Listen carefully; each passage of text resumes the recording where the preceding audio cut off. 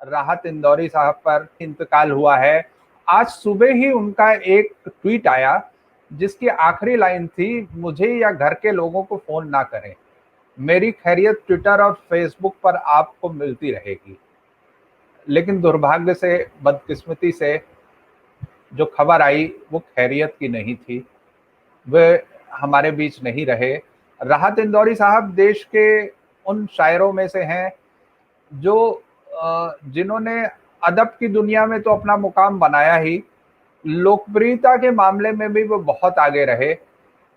उनके उनके शेर जो हैं लोगों की जबान पर हैं, खासकर आजकल पिछले कुछ समय से तो मैं देख रहा हूँ कि यूट्यूब वगैरह पे उनकी शायरी बिल्कुल छाई हुई है।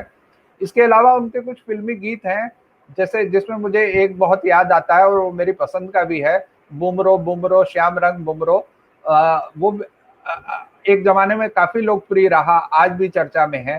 तो अब हम इस चर्चा की ओर बढ़ेंगे। हमारे साथ इस चर्चा के लिए मौजूद हैं जमील गुलरेज साहब। गुलरेज साहब विज्ञापन की दुनिया का एक बड़ा नाम है और इसके अलावा कथा कथन नाम से एक अभियान चलाते हैं जिसमें वो भारतीय भाषाओं को आगे लाना चाहते हैं। तो गुलरेज साहब, इंदौरी राहत इंदौरी की के निधन से अदबी दुनिया का क्या कितना नुकसान हुआ है, कैसा नुकसान हुआ है, इसके बारे में आप बताएं।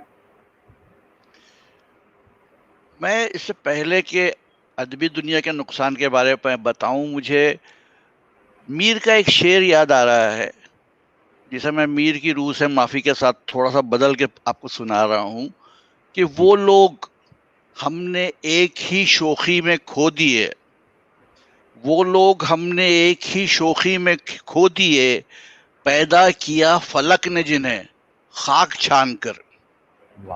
तो राहत इंदौरी साहब उन लोगों में से थे जिन्हें फलक ने खाक छान कर पैदा किया था। अदब का नुकसान तो होगा ही, लेकिन आज के दौर में बेबाकी से, बेखौफ होकर अपनी बात रखने की आज शायरों में हिम्मत, शोरा में हिम्मत मुझे बहुत कम नजर आती है। और वो हिम्मत जनाब राहत इंदौरी साहब में थी। उदास हूं मैं इस वक्त क्योंकि खबर मिली है, यकीन नहीं आता कि वो शख्स जो बड़े शान से खुद अपने बारे में कह गया था कि अब ना मैं हूं न बाकी हैं ज़बानें मेरे, फिर भी मशहूर हैं शहरों में फसाने मेरे।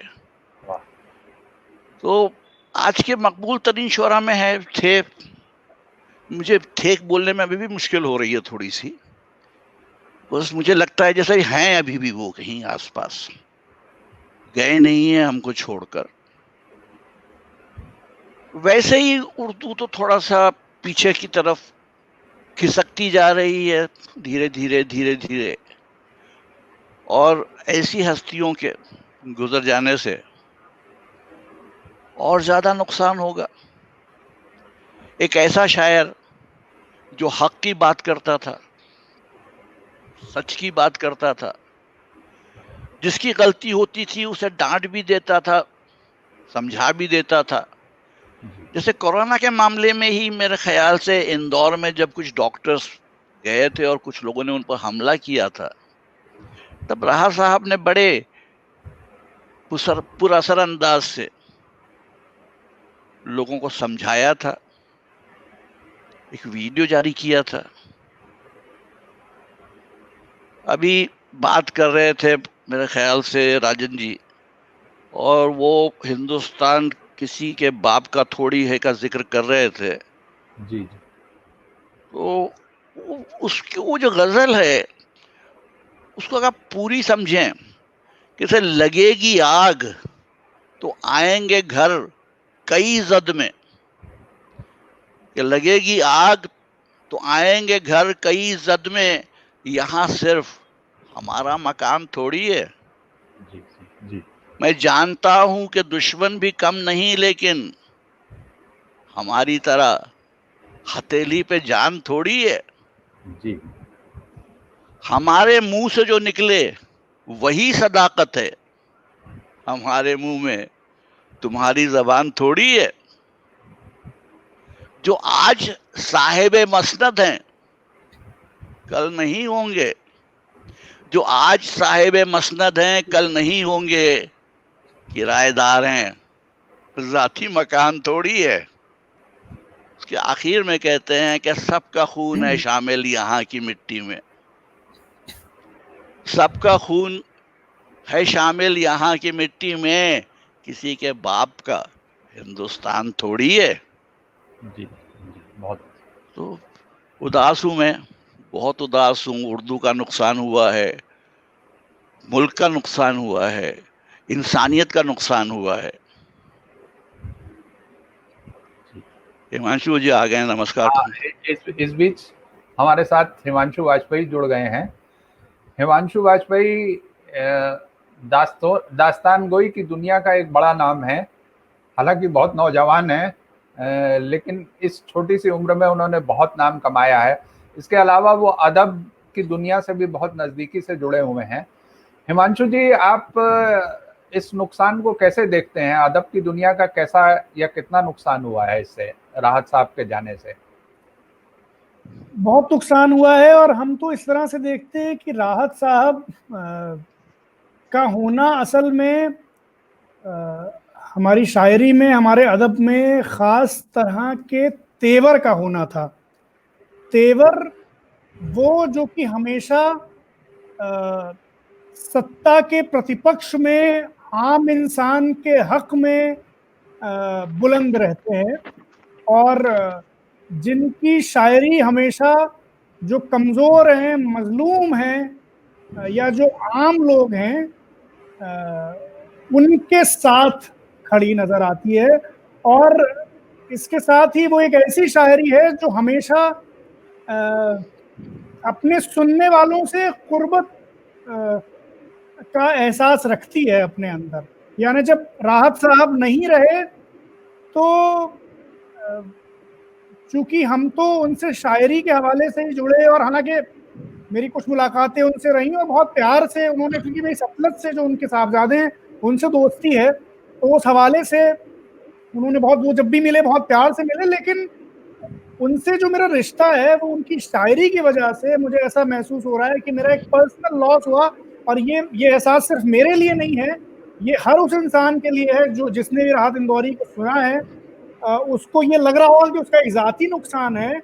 और साफ तौर पर हमारे दौर में शायरी की एक शिनाख्त, खास तौर पर जो लोकप्रिय, लेकिन लोकप्रिय उस तरह से लोकप्रिय नहीं कि इसमें सिर्फ लोकप्रियता का ही पुट है, इस तरह से लोकप्रिय कि आम आदमी को उसमें अपने दिल की धड़कन सुनाई देती है, इस तरह से लोकप्रिय शायरी का जाना है राहत साहब का जाना। और ख़ास तौर पर ऐसे वक्तों में तो उनकी ज़रूरत और उनकी कमी हमें महसूस होती रहेगी। जी जमील साहब, मैं आपके पास आऊंगा। आपके कुछ संस्मरण हैं राहत साहब के साथ? नहीं हुजूर, मेरी जिंदगी में कभी उनसे मुलाकात नहीं हो पाई। जी जी। चूंकि वो फिल्मों के लिए शायद बम्बई आए थे, बट मैं एडवर्टाइजिंग में था और मेरी फिल्मों में कोई दिलचस्पी है नहीं, तो मैं उस तरफ जाता भी नहीं ज्यादा। लेकिन जितना मैंने उनको सुना, और मैं हर बार सोचता था कि यार आज के दौर में किसी हबीब जालिब की ज़रूरत है हिंदुस्तान में। और मेरे ख्याल से उस कमी को राहत साहब पूरा किया करते थे, क्योंकि जिस बेबाकी से, बेखौफी से अपनी बात कहा करते थे, हक के लिए खड़े रहा करते थे। और वो शायर जो हर शायर, अदीब, कलाकार, फनकार को करना ज़रूरी है कि जहाँ जहाँ आपको लगे कि कुछ गलत हो रहा है, वहाँ खड़े होकर आप बेखौफ कहें बात को। फैज़ और हबीब जालिब की तरह अपनी ज़िंदगी जेल में गुजारी है ना ज़्यादातर, तब मालूम होगा आपको। तो राहत इंदौरी साहब में वो बात थी, वो जैसे अंग्रेजी में हम कहते हैं ना कि he could call a spade a spade. अब मुझे कोई और ऐसा नजर नहीं आता आसपास जो इतनी बेखौफी से कह सके। वो हिमांशु जी। खुद, हाँ, नहीं बोलिए बोलिए, आप बोलिए। हाँ, मैंने सिर्फ एक और उनका शेर पढ़ रहा था कि जैसे जी जी उन्हें जरूर। इल्हाम सा हो गया था कि शायद वो ना रहेंगे। मेरे पास कहीं लिखा हुआ है कि मैं मर जाऊं तो मेरी एक अलग पहचान लिख देना, लहू से मेरी पेशानी पे हिंदुस्तान लिख हिंदुस्तान। देना। तो हम हिंदुस्तान लिख दें उनकी पेशानी पे, यही खराज अकीदत होगा। हिमांशु जी, जी आप तो उनसे, आपकी उनसे मुलाकात भी हुई, तो जी। आपके संस्मरण कैसे हैं, बताइए कुछ जरा। नहीं, मेरे संस्मरण, मेरी उनसे जितनी भी मुलाकातें हुई उसमें, चूंकि एक तो यूं भी वो इतने बड़े थे हमसे, और उनमें एक शफकत भी इतनी ज्यादा थी कि वो हमेशा मेरे जैसे किसी शख्स से जब भी मिलेंगे तो उसी तरह से मिलेंगे जैसे अपने बेटे से या अपने छोटे से कोई बुजुर्ग मिलता है। लेकिन चूंकि सतलज साहब से, सतलज भाई से दोस्ती थी, तो यूं भी उनसे एक उस तरह का। लेकिन जो एक चीज जो हमें खास तौर पर नजर आई, जो उनकी शायरी में भी दिखती है, जो मेरे लिए सबसे खास बात है राहत साहब की, जिस तेवर की हमने बात की, वो एक, उनकी शायरी एक जवान आदमी की शायरी है, और वो एक युवा तेवर होता है किसी, अगर वो राहत साहब 70 साल की उम्र में भी शेर पढ़ रहे हों, जैसे साहित्य आज तक का उनका जो जो आखिरी बार मेरी मुलाकात हुई वो साहित्य आज तक में हुई, मुशायरा था, मैं वहां मौजूद था। वहां भी अगर आप उन्हें पढ़ते हुए देखें, जो शेर वो सुना रहे थे, वो आपको ये लगेगा कोई यंग इंसान जो है। तो वो जो तेवर उनके यहाँ है शायरी का, इस वजह से वो बड़े तो थे, वो मिलते भी उसी तरह से थे, उस प्रेम से जैसे एक बच्चे से मिला जाता है। लेकिन एक शायरी के हवाले से हमें ये भी लगता रहा कि ये हमारे दोस्त हैं, भले उन दोस्ती का इजहार हम उनसे नहीं कर पाए, क्योंकि एक अदब का एक लिहाज भी था हमारे उनके बीच में। लेकिन उनकी शायरी में वो हमेशा हमको एक दोस्त की तरह से करते रहे। तो ये मेरे लिए उनकी खास याद है। एक बार वो हमको मिले, भोपाल से वो लखनऊ आ रहे थे किसी मुशायरे के लिए, और हम भोपाल से लखनऊ आ रहे थे, भोपाल में कुछ काम था, वो ट्रेन में मिल गए हमको, और हमने उन्हें देखा तो कहने लगे, अरे हिमांशु तुम मिल गए, अब सफर अच्छा रहेगा। तो हालांकि थोड़ी ही देर हम उनसे बात कर पाए, क्योंकि फिर रात हो गई थी, रात की ट्रेन थी वो, मेरा ख्याल जो वहां से चलती है भोपाल लखनऊ, भोपाल प्रतापगढ़ एक्सप्रेस। तो फिर उनका उनके नींद का समय था, ये मेरे ख्याल 2 साल पहले की बात होगी, तुम चले आए। लेकिन उनका ये कहना कि अरे हिमांशु तुम मिल गए, अब सफर अच्छा, अरे हम कौन है, हम तो बहुत ही मामूली इंसान, और वो कितने बड़े आदमी थे। लेकिन ये जो उनका अंदाज था कि सामने वाले को बिल्कुल जब वो मिलेंगे तो आपको ये महसूस नहीं होने देंगे कि वो कितने बड़े आदमी हैं। तो वो एक ऐसी याद थी वो, और उसमें भी हमसे कहने लगे कि हम सुनते रहते हैं तुम्हारी बातें, कि तुम किस्सा गोई करते हो। तो उन्होंने कोई किस्सा भी हमको सुनाया, वो किस्सा मेरे जहन से निकल गया, लेकिन वो किस्सा किसी किस्सा गो के बारे में ही था। तो वो हम बहुत याद करने की कोशिश कर रहे थे, लेकिन वो याद नहीं आया हमें वो किस्सा। लेकिन वो एक ट्रेन की मुलाकात, और ऐसे ही जो मुशायरों में भी वो मिलते थे, तो वो खैरियत पूछना, हाँ कैसा है, सब ठीक है, वो इनका तेवर। बाकी जमील साहब से मैं ये, क्योंकि जमील साहब ने भी हमें याद है कि जब हम सबसे पहली जो हमने दास्तान तो नहीं कहेंगे उसको, जब हम शुरू कर रहे थे, तो एक अंकित रीडिंग चड्ढा के साथ, अंकित के अंकित के साथ। जी जी, फोर्ट में। तो जमील साहब उसमें आए थे, उन्होंने बहुत हौसला मेरा बढ़ाया था, बहुत हिम्मत बढ़ाया था, बढ़ाई थी। तो हम ये जिक्र इसलिए कर रहे हैं कि उस दौर में जब एक यंग आदमी शुरू कर रहा होता है, तो ऐसे बुजुर्ग तो बहुत मिलते हैं जो कहें यार ये लोगों को, आजकल के लोगों को कुछ नहीं पता है, सब लौंडे हैं और ये वो। लेकिन जो बुजुर्ग आपका हौसला बढ़ाते हैं, जो आपसे कहते हैं नहीं करते रहो हो जाएगा, वो आपके लिए हमेशा स्पेशल रहते हैं। तो राहत साहब मेरे लिए इसीलिए स्पेशल थे कि वो जितनी चुनिंदा मुलाकातें हुई होंगी, लेकिन वो हमेशा ऐसे मिले, तो उनसे मिलकर एक हिम्मत बढ़ गई मेरी। तो जमील साहब भी आज बहुत दिनों बाद हमें शर्फ हासिल हुआ कि उनके साथ किसी पैनल में, हालांकि ये मौका दूसरा है, लेकिन हमें लगता है कुछ बातें कह देनी चाहिए। तो वो एक बात ये भी है कि ऐसे बुजुर्गों की जरूरत हमें रहेगी हमेशा। जी जीते रहिए बेटा, खुश रहिए। मैं आपको ये बता दूं कि राहत साहब उम्र में मुझसे 2 महीने छोटे थे। उनकी तारीख पैदाइश 1 जनवरी 1950 है, और मेरी तारीख पैदाइश 5 नवंबर 1949 है। तो 2 महीने छोटे थे, क्योंकि शायद हम लोग एक ही उम्र के आसपास थे हिमांशु, जी इसलिए शायद हमारा बर्ताव भी लगभग एक जैसा था, क्योंकि उसी नक्षत्र में कहीं पैदा हुए होंगे, उसी ज़ोडिएक साइन में।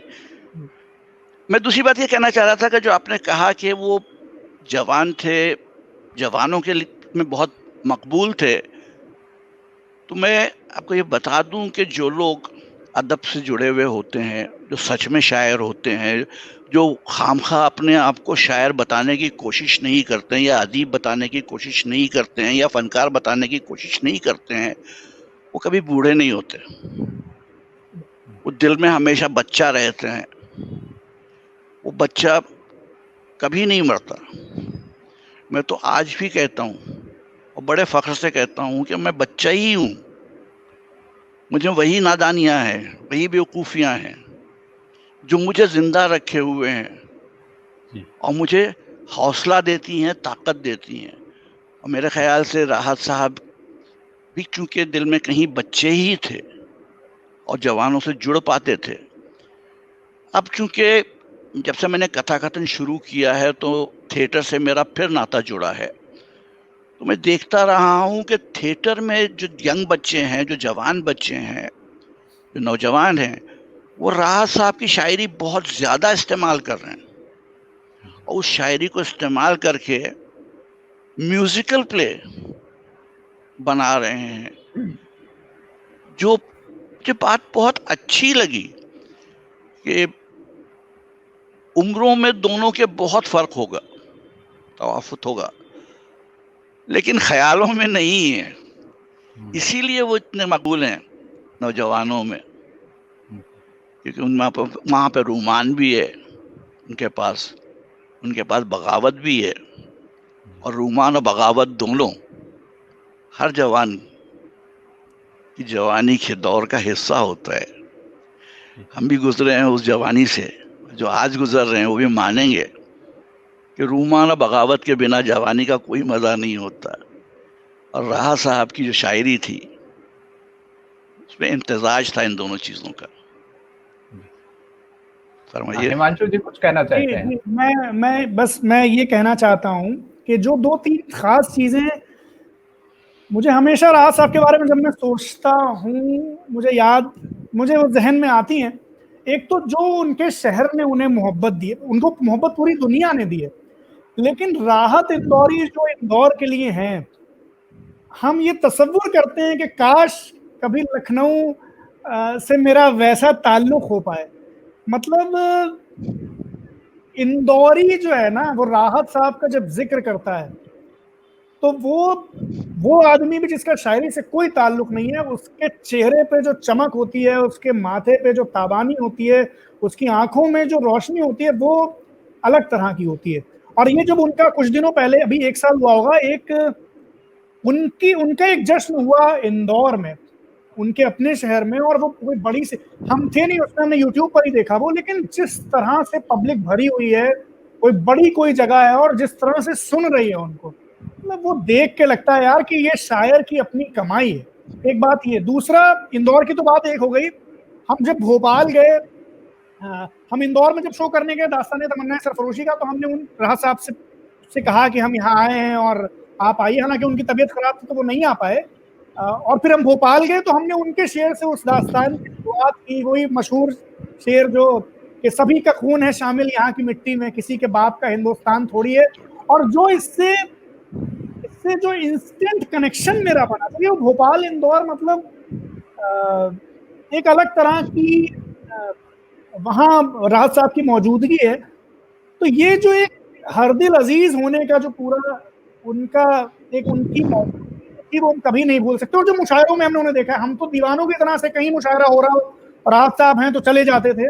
लखनऊ में कितने मुशायरों में, लखनऊ महोत्सव के मुशायरों में, भोपाल में हम रहे पढ़ाई के दौरान, वहाँ के मुशायरों में, दिल्ली में एक बार सुना, इंदौर में सुना, जो मोहब्बत उनको मिलती थी। और राहत साहब अपने दम पर, राहत इंदौरी आ रहे हैं तो मजमा आता था, और राहत साहब को इसीलिए आखिर में पढ़ाया जाता था कि राहत साहब ने पढ़ दिया अगर पहले तो फिर मजमा चला जाएगा। और आखिरी मुशायरा जो हमने सुना है वो साहित्य आज तक का था, उसमें भी यही हुआ। हालांकि उसमें राहत साहब को पढ़वाया गया वसीम साहब से पहले, चूंकि वसीम साहब उम्र में बड़े सीनियर हैं, लेकिन जब राहत साहब ने पढ़ाया तो उर्दू में एक मुहावरा है, जमील साहब बैठे हैं यहाँ पर, कि छतें उड़ जाना, तो वो छतें उड़ जाने वाला आलम था उस दिन जो वहां था, और राहत साहब ने पढ़ाया। तो वो एक उनकी जो अपने सामाइन से जो उनका कनेक्ट था वो हम कभी नहीं भूल सकते, एज ए परफॉर्मर भी नहीं भूल सकते, और उनके मद्दाह के बतौर तो कभी नहीं भूल सकते।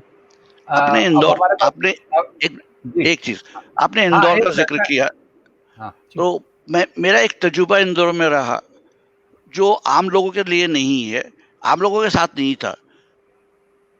ये उर्दू अदब की गिरते हुए मियार का अंदाजा है। मैं इंदौर में था, मैं कोई बहुत मशहूर शख्सियत नहीं हूँ, और मैं जानबूझकर बहुत ज़्यादा सामने आता भी नहीं हूँ, क्योंकि मुझे मशहूर होने का शौक नहीं है। उर्दू की किताबें आज खरीदना बेहद मुश्किल हो गया, ख़ास तौर से अदब की किताबें खरीदना। मैं इंदौर में था, मैंने सोचा चलिए हम उर्दू कुतुबखानों में जाते हैं, जहाँ जहाँ उर्दू की किताबें मिलती हैं, और वहाँ से जो किताबें मिल सकेंगी लेकर आऊँगा मैं। यकीन मानिए, मैं 6 दुकानों में गया, मैंने राहत साहब का दीवान मांगा। राहत साहब का कोई भी दीवान दे दीजिए। उन जाहिलों को मालूम नहीं था उर्दू की किताबों की दुकान में दीनी मजहबी किताबें भरी हुई थी, अदब की किताब का नाम कहीं नहीं। तो मुझे बहुत दुख हुआ था उस वक्त भी कि एक शायर जो आलमी पैमाने पर इतना बड़ा नाम रखता है, आप उर्दू की किताबें बेच रहे हैं, और मैं आपसे राहत इंदौरी का दीवान मांग रहा हूँ और आप नहीं दे पा रहे हैं। तो दुख तब भी हुआ था, रंज तब भी हुआ था। आज तो खैर रंज इतना है कि आंखें नम होने जा रही हैं मेरी, तो मैं अपने आप को संभाले हुए हूँ फिलहाल कि कहीं आंखें छलक ना पड़े। मुझे अपने ज़ब्त पे नाज था, ज़ब्त पे नाज बना रहे तो अच्छा है। आपने राहत साहब पे तो कमेंट कर ही दिया, आज के ज़माने पे भी एक कमेंट कर दिया कि क्या हाल है। अब हमारे पास समय कम है, हम इसे खत्म करना चाहते हैं, लेकिन उससे पहले हमारे एक दर्शक हैं राकेश साहे, उन्होंने अनुरोध किया है कि जमील साहब राहत इंदौरी का कोई एक अच्छा सा शेर पढ़ दें, तो मैं चाहूंगा फिर इसके बाद हम इस प्रोग्राम को खत्म करेंगे। जी जमील साहब। मैं आपको उनके 3 शेर पढ़ देता हूँ जो मुझे अच्छे लगते हैं। जी जी जरूर।